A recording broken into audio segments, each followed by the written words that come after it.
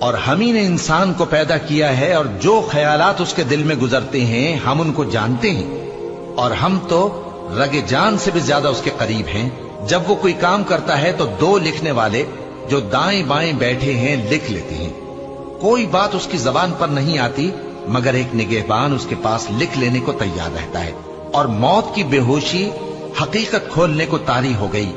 اے انسان، یہی وہ حالت ہے جس سے تو بھاگتا تھا، اور سور پھونکا جائے گا، یہی عذاب کی دھمکی کا دن ہے۔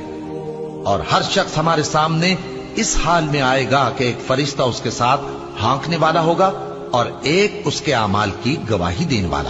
یہ وہ دن ہے کہ اس سے تو غافل ہو رہا تھا، اب ہم نے تجھ پر سے پردہ اٹھا دیا تو آج تیری نگاہ تیز ہے۔ اور اس کا ہم نشیں فرشتہ کہے گا کہ یہ اعمال نامہ میرے پاس تیار ہے۔ حکم ہوگا کہ ہر سرکش ناشکرے کو دوزخ میں